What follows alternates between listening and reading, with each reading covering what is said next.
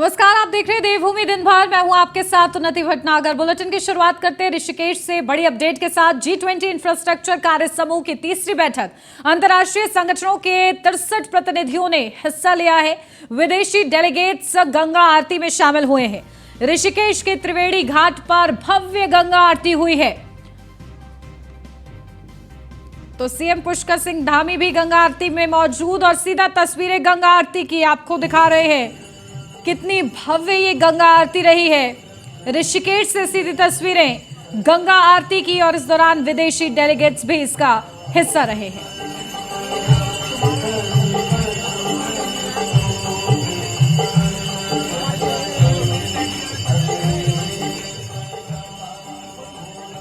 तो सीएम पुष्कर सिंह धामी भी गंगा आरती में मौजूद रहे। G20 इंफ्रास्ट्रक्चर कार्य समूह की तीसरी ये बैठक और इसके लिए विदेशी डेलीगेट्स भी इसका हिस्सा है और इसके साक्षी बने हैं। तो भव्य गंगा आरती और उसमें ये दो तस्वीरों के जरिए हम आपको दिखा रहे हैं कि सीएम पुष्कर सिंह धामी भी इस भव्य आरती का हिस्सा रहे हैं और इसी के साथ वो आरती की भी तस्वीरें जिसको देखने के लिए हर कोई ललाहित रहता है। सौभाग्य की बात होती है जो इस आरती में सम्मिलित होता है। विदेशी डेलीगेट्स इसके साक्षी बने हैं।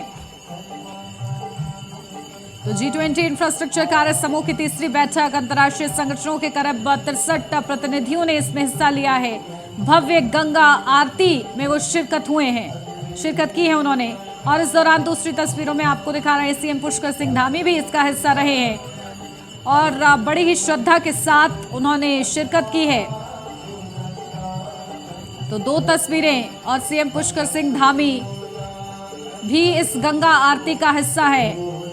उसकी ये भव्य तस्वीरें हम आपको दिखा रहे हैं।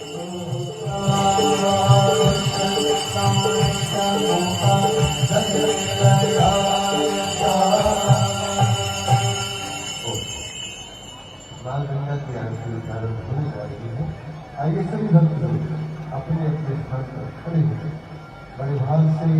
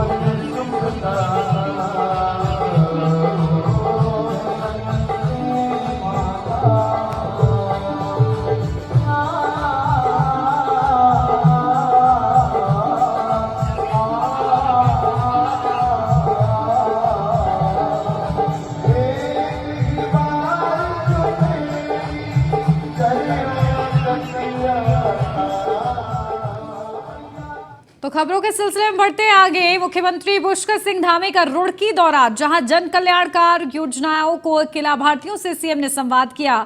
सीएम धामी के साथ कैबिनेट मंत्री सतपाल महाराज भी मौजूद रहे। कैबिनेट मंत्री सुबोध उनियाल, प्रेमचंद अग्रवाल भी सीएम के साथ मौजूद रहे। तो जन कल्याणकारी योजनाओं के लाभार्थियों से सीएम ने संवाद किया। सीएम धामी के साथ कैबिनेट मंत्री सतपाल महाराज भी मौजूद रहे।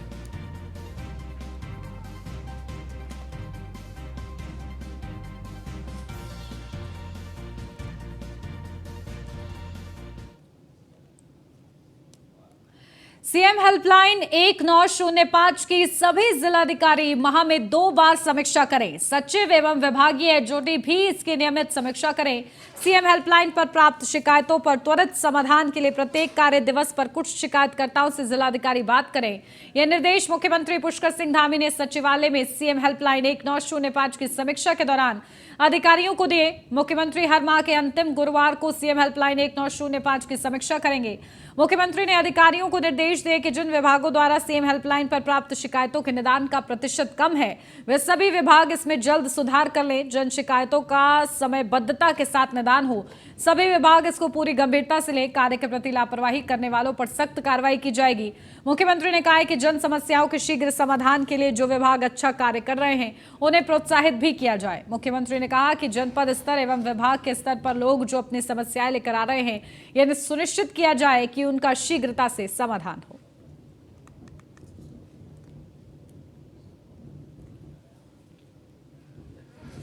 नैनीताल हाईकोर्ट ने उत्तराखंड में लोकायुक्त की नियुक्ति के मामले में सख्त रुख अपनाया है। हाईकोर्ट ने सरकार को 8 हफ्ते के भीतर लोकायुक्त की नियुक्ति करने को कहा है।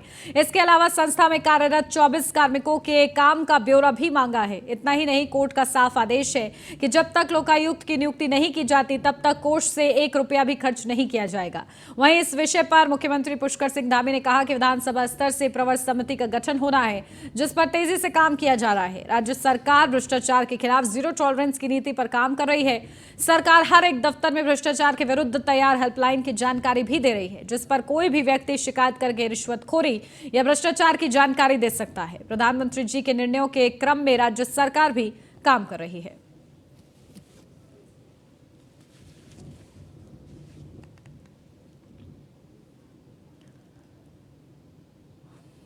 प्रधानमंत्री नरेंद्र मोदी ने यूनिफॉर्म सिविल कोड की खुलकर पैरवी की है। उत्तराखंड से यूनिफॉर्म सिविल कोड का विषय उठा। मुख्यमंत्री पुष्कर सिंह धामी के नेतृत्व में राज्य सरकार ने बड़ा फैसला लेते हुए इस मामले में कमेटी का भी गठन कर दिया था। 30 जून तक कमेटी अपनी रिपोर्ट राज्य सरकार को सौंप सकती है। आज मुख्यमंत्री पुष्कर सिंह धामी ने पत्रकारों से बातचीत करते हुए कहा कि हम किसी के खिलाफ नहीं है, संविधान की मूल भावना के अनुरूप ही राज्य सरकार काम कर रही है।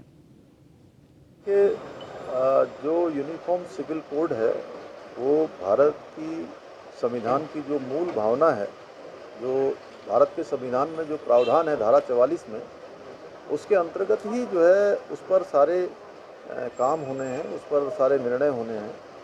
और जो हमारी ड्राफ्ट बनाने वाली कमेटी है, यूसीसी कमेटी, उस पर काम कर रही है और वो सबके हित में आएगा। एक देश में सबके लिए एक समान कानून होना चाहिए, इसकी मांग लंबे समय से उठती रही है। हमने उत्तराखंड में इसकी शुरुआत की है, देवभूमि इसके लिए। उत्तराखंड में मौसम विभाग का अलर्ट जारी है और रुक रुक कर पहाड़ों से लेकर मैदानों में बारिश का सिलसिला भी जारी है। प्रदेश में 50 से अधिक सड़कें बंद हैं। मुख्यमंत्री पुष्कर सिंह धामी ने सभी यात्रियों और श्रद्धालुओं से अपील की है कि मौसम विभाग का अपडेट लेकर ही यात्रा पर निकले। तो सीएम पुष्कर सिंह धामी ने सभी से अपील की है कि मौसम की जानकारी लेने के बाद और मौसम विभाग की तरफ से जो अलर्ट जारी किया गया है उस पर बाकायदा नजर बना के रखें और इस मौसम विभाग के अनुसार ही यात्रा पर निकले। चार धाम यात्रा में चूंकि बीच बीच में अत्यधिक बारिश होने के कारण से, बर्फबारी होने के कारण से रुकावटें पैदा हो रही है और मेरा सभी तीर्थ यात्रियों से, श्रद्धालुओं से, सभी से अनुरोध भी है कि मौसम की जानकारी करने के बाद अपनी यात्रा को प्रारंभ करें।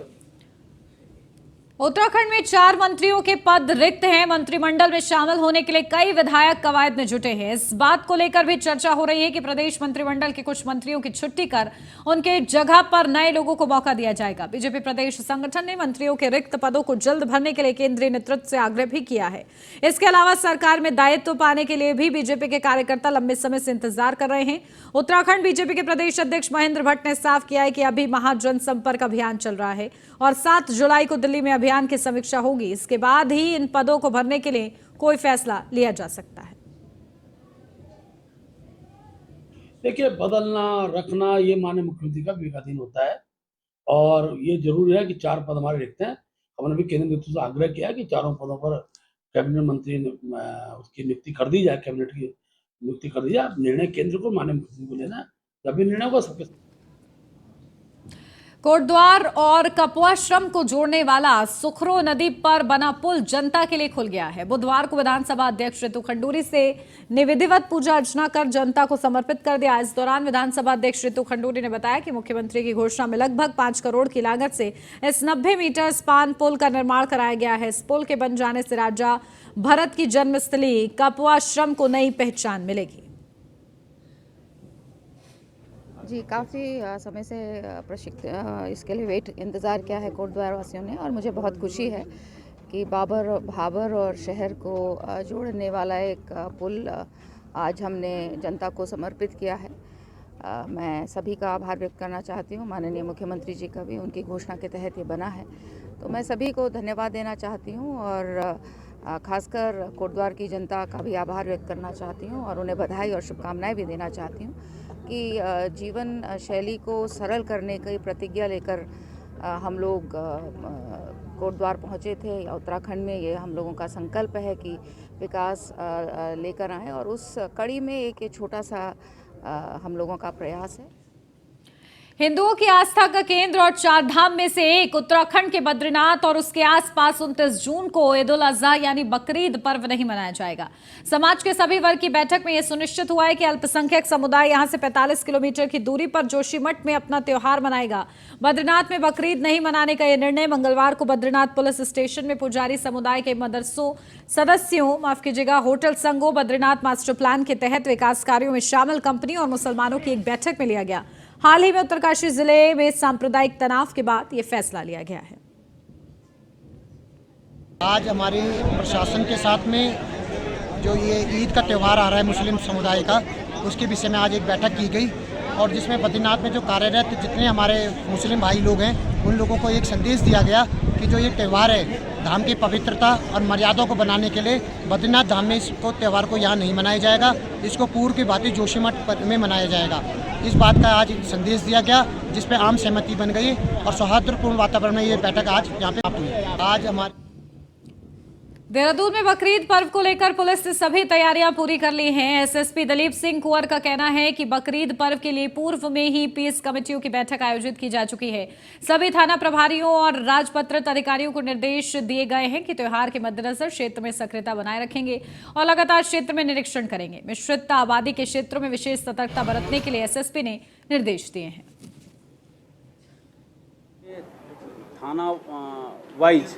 थानावार हम लोगों ने जो है जो पीस कमेटी मीटिंग है उसकी कमेटी है उसकी मीटिंग हो गई है और हमने जो संवेदनशील इलाके हैं जो मिक्स पॉपुलेशन वाले इलाके हैं वहाँ पर विशेष हमारी नज़र रहेगी।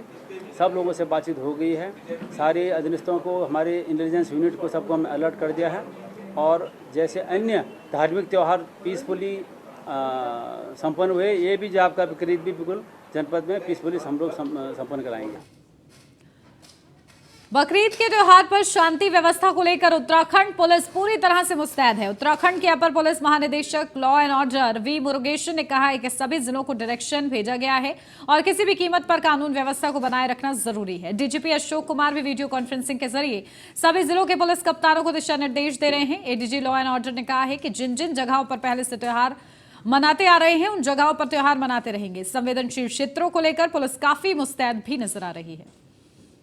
संवेदनशील जगह ऐसा है कि संवेदनशील जैसे रिलीजियस का ऐसा सबका हमारे पुलिस स्टेशन में सबका रिकॉर्ड्स रहती है। पिछले साल जहाँ पे जैसे त्योहार रजिस्टर हमारे पुलिस स्टेशन से होते हैं उस हिसाब से जो पिछले साल जहाँ लगातार जहाँ पे बनाया जा रहा है क्या चीज़ है या जो कई जुलूस है जैसा भी है, उसी हिसाब से इस साल भी कराया जाता है। उसी के लिए पहले ही मीटिंग वगैरह कराया जाता है, तो मीटिंग होने के बाद जो शांतिपूर्वक कराए।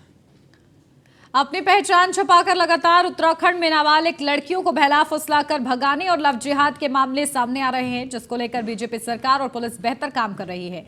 ये कहना है विधायक उमेश शर्मा काऊ का। बता दें कि महिला आयोग के निर्भय भारत सशक्त नारी कार्यक्रम में पहुंचे बीजेपी विधायक ने लव जिहाद के मामले पर कहा कि सरकार इस ओर पूरा ध्यान दे रही है और जरूरत पड़ी तो इसके लिए सख्त कानून भी लगाएंगे।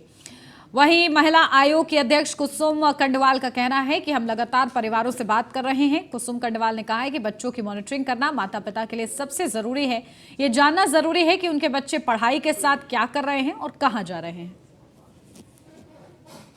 सरकार उस ओर बहुत ध्यान कर रही है और उसके लिए नए नए कानून की भी अगर जरूरत हुई तो कानून भी लाएंगे। लेकिन इस समय लव जिहाद हो या अपने पहचान छुपाकर इस तरह के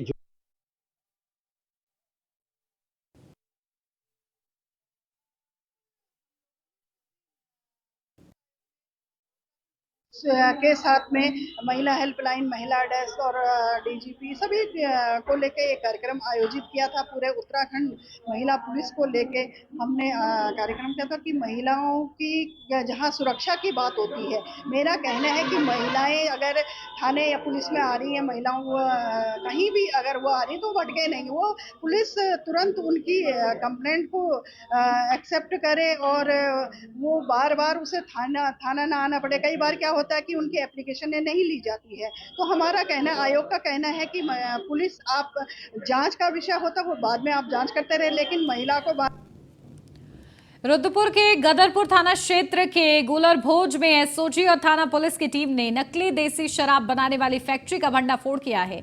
टीम ने मौके से 6 आरोपियों को गिरफ्तार किया है। साथ ही भारी मात्रा में तैयार गुलाब ब्रांड की नकली देसी शराब उपकरण बरामद किए हैं। उत्तराखंड आबकारी की चिट लगी खाली बोतल भी बरामद की गई है। नकली शराब का कारोबार करने वाला आरोपी फरार चल रहा है। आरोपी नकली शराब की सप्लाई पहाड़ों में किया करते थे।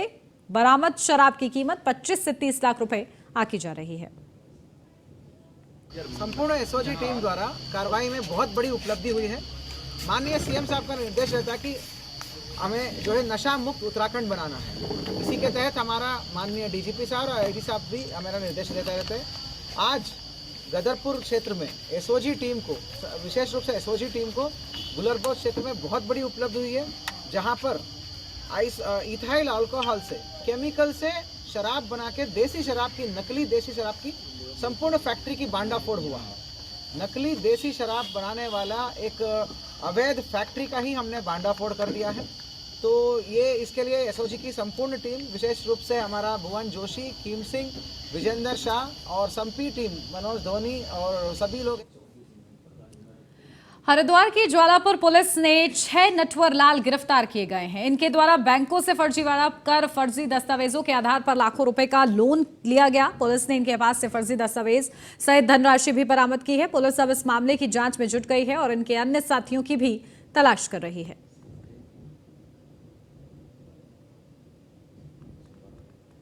22 तारीख को अल्मोड़ा कोऑपरेटिव बैंक के हजरत भट्ट जी हैं जो मैनेजर है वहाँ पे, उनके द्वारा शिकायत दर्ज की गई थी कि बैंक के नाम पे लोन लेते हैं और उसमें फ्रॉड किया जाता है। इस पे उसमें टीम का गठन करके एक गिरोह पकड़ा गया जो इस फर्जीवाड़े को अंजाम पे लाता था। आकाश, साकार और जागृत, ये लोग इसके मेन मेंबर थे जो एक ग्राहक पहले लेके आते थे, उसके बाद वाहन के नाम पे लोन लेते थे और कुछ हिस्सा जो था वो जो कस्टमर था उसको देते थे, कुछ हिस्सा बैंक को देते थे और बाकी अपने पास रखते थे। और कोई भी गाड़ी लोन जो गाड़ी लोन कराते थे वो गाड़ी एक्चुअल में नहीं खरीदते थे। इसके लिए साकुम्बरी और मिडास ऑटोमोबाइल की फर्जी आईडी। और इसी के साथ इस बुलेटिन में बस इतना ही। खबरों का सिलसिला आगे भी जारी रहेगा। बने रहिए न्यूज़ 1 इंडिया के साथ।